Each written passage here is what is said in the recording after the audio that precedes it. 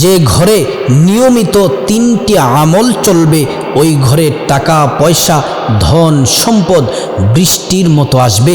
যে ঘরে যে সংসারে যে বাড়িতে 3টি আমল রেগুলার চলবে নিয়মিত চলবে বৃষ্টির মতো আল্লাহ তাআলা রিজিক পাঠাবেন, গায়বীভাবে রিজিক পাঠাবেন, অভাব থাকবে না সে সংসারে সে বাড়িতে ইনশাআল্লাহুল আজিজ। 1 নম্বর হলো আমরা তো প্রত্যেকেই ঘরে বসবাস করতে হয় থাকতে হয়, অথবা আমরা ঘরে থাকি অথবা বাসার মধ্যে থাকি। আপনি যখনই বাসার মধ্যে অথবা ঘরে প্রবেশ করবেন প্রথম নাম্বার হচ্ছে আপনি সালাম দিবেন। আসসালামু আলাইকুম বলে আপনি সালাম দিতে হবে। সালাম দেওয়ার পরে আপনি 3 বার সূরা ইখলাস পড়বেন। যদি যত বেশি যে ঘরের মধ্যে সূরা ইখলাসের আমল হয় সে ঘরের মধ্যে আল্লাহ রাব্বুল আলামিন রিজিক পাঠান। আপনাদেরকে সুন্দর করে ছোট্টভাবে একজন সাহাবীর আমি একটু সূরা ইখলাস নিয়ে একটি ঘটনা শোনাই। আল্লাহর হাবিবের একজন দরিদ্র সাহাবী ছিল, গ্রামে থাকতো। নবীজি সাল্লাল্লাহু আলাইহি ওয়াসাল্লামের উপর তখন কোরআন নাজিল হয়। ওই দরিদ্র সাহাবী মানুষের ক্ষেত খামারে কাজ করত। সে কাজকর্ম বাদ দিয়ে সে বাড়িতে বলে আসছে যে আমি কাজে যাই, কিন্তু কাজে না গিয়ে রাসূলুল্লাহর কাছে চলে আসলেন। আয়েশা বললেন, এ মুহাম্মদ, তোমার কাছে নাকি দৈত্য আসে? দৈত্য মানে সহজ সরল মানুষ, মানে জিব্রাইল যে আসে ওই জিব্রাইলের কথাটা বোঝাতে চাইলেন। রসুল বললেন, হ্যাঁ সে দৈত্য না, সে হচ্ছে আল্লাহর সম্মানিত ফেরেশতা। তখন বলে, সে নাকি তোমার কাছে কি নিয়ে আসে আমাকে একটু শোনাও। বলে, হ্যাঁ আমার উপর নিয়ে আসে আল্লাহর পক্ষ থেকে কোরআন। বলতেছে আমাকে একটি ছোট্ট করে একটু শিখিয়ে দেন। রাসূল সাল্লাল্লাহু আলাইহি ওয়াসাল্লাম বলেন, কিছুক্ষণ আগে আমার উপর এমন একটি সূরা নাজিল হলো যেই সূরাটির নাম হচ্ছে সূরা ইখলাস। আল্লাহ রাসূল সাল্লাল্লাহু আলাইহি ওয়াসাল্লাম সেই দরিদ্র সাহাবীকে 1 বার পড়ালেন, কিন্তু মুখ দিয়ে পড়াবের হয় না। 2 বার পড়ালেন, 3 বার পড়ালেন। আল্লাহর তাআলার রহমতে ওই সাহাবী দ্রুত সময়ে সূরা ইখলাস মুখস্থ করলেন।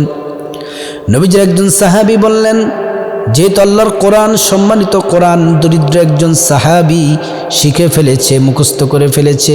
ওই সাহাবী বাড়িতে গেলেন। বাড়িতে গিয়ে একটা গর্ভবতী একটা উটনি ছিল, ওই উটনিটা ওই সাহাবীকে হাদিয়ে দিয়ে দিলেন। রাসূলুল্লাহ সাল্লাল্লাহু আলাইহি ওয়াসাল্লাম বলেন, সাহাবী তুমি তো একটি উট শুধু দিলে না, তুমি তো তোমার জন্য জান্নাতে ৭৯,০০০ উটের ব্যবস্থা বরাদ্দ তুমি করে ফেলেছ। সুবহানাল্লাহি ওয়া বিহামদি। ওই সাহাবীকে বাকি সাহাবীরা বাড়িতে চলে গেল, এক এক করে করে এমন দিতে দিতে 1000 খানেক উট ওই সাহাবীকে দিয়ে দিলেন। সাহাবী গরিব সাহাবী ধনী হয়ে গেলেন।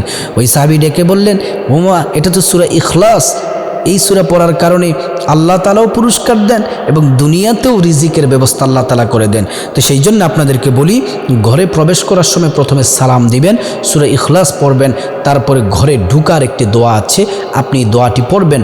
দোয়াটি হলো, আল্লাহুম্মা ইন্নী আসআলুকা খায়রুল মাউলিজি ওয়া খায়রুল মাখরাজি বিসমিল্লাহি ওয়ালাজনা ওয়া বিসমিল্লাহি খরাজনা ওয়া আলাল্লাহি রাব্বিনা তাওয়াক্কালনা। এই হচ্ছে 1 নম্বর আমল। ঘরে প্রতিনিয়ত সে আমলটি চালু রাখবেন। 2 নম্বর হচ্ছে পরিবারের সবাই যেন সালাত আদায় করে, নামাজ পড়ে, 5 ওয়াক্ত সালাত যেন আদায় করে, 1 ওয়াক্ত নামাজ যেন কেউ না ছাড়ে। সেটা আপনার স্ত্রী হোক, আপনি নিজে হন, আপনার ছেলে মেয়ে, আপনার ভাই বোন, আপনার মা বাবা, যেই হোক না কেন 5 ওয়াক্ত সালাত ঘরে যেন সবাই যেন আদায় করে। পুরুষ যারা আছে তারা মসজিদে জামাতে আদায় করবে, মা বোনেরা সময় মতো তারা ঘরের মধ্যে বাসা বাড়িতে আদায় করে নেবে। 5 ওয়াক্ত সালাতের পাশাপাশি নবীজি সাল্লাল্লাহু আলাইহি ওয়াসাল্লামের প্রতি দুরূদ শরীফ পড়বেন। দুরূদ শরীফ পড়লে বিপদ দূর হয়, দুরূদ শরীফ পড়লে আল্লাহর পক্ষ থেকে রিজিক আসে, দুরূদ শরীফ পড়লে সংসারের রহমত বরকত হয়, আয় উন্নতি বাড়ে, দুরূদ শরীফ পড়লে নবীজির শাফায়াত আপনাদের নসিব হবে, দুরূদ শরীফ পড়লে গুনাহ মাফ হবে, দুরূদ শরীফ পড়লে সম্মান মর্যাদা আল্লাহ তাআলা বাড়িয়ে দিবেন, দুরূদ শরীফ পড়লে জান্নাতুল ফেরদাউসে নবীজি সাল্লাল্লাহু আলাইহি ওয়াসাল্লামের পাশাপাশি আপনি থাকতে পারবেন। তারপরে দুরূদ শরীফের পাশাপাশি ইস্তিগফার পাঠ করবেন। ইস্তিগফার পড়লে আল্লাহর পক্ষ থেকে রিজিক আসে। আল্লাহ কোরআনে সরাসরি বলছেন, ওয়ারযুকুহু মিন হাইসু লা ইয়াহতাসিব। যে ইস্তিগফার পড়ে আল্লাহ তাআলা তার জন্য রিজিক পাঠান, গায়বী রিজিক পাঠান। কোথায় থেকে যে রিজিক পাঠাবেন আপনি বলতেও পারবেন না। এই আমলটা চালাবেন 2 নাম্বার। 3 নম্বর আমল হচ্ছে মাগরিবের পরে সূরা ওয়াকিয়ার আমল প্রতিদিন করতে হবে।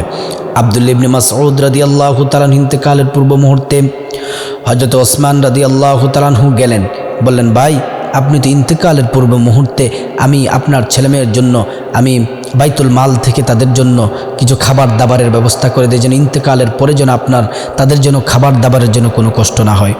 আব্দুল্লাহ ইবনে মাসউদ রাদিয়াল্লাহু তাআলা আনহু বলেন, আমি তাদেরকে এমন একটি সূরা শিখিয়েছি, এই সূরাটি যতদিন পর্যন্ত তারা মাগরিবের পরে প্রতিনিয়ত আমল করবে তাদের কখনো রিজিকের অভাব হবে না।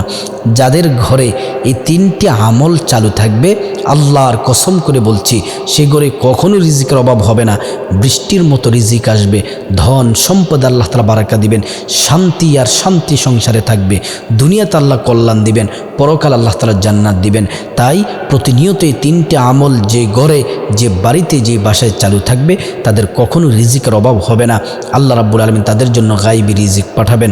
আল্লাহ তাআলা এই 3টে আমল প্রতিনিয়ত আমরা যেন প্রতিদিন এই 3টে আমল ঘরের মধ্যে জারি রাখতে পারি। আল্লাহ তাআলা আমাদের সকলকে কবুল করুক এবং আমলগুলা করার তৌফিক দান করুক।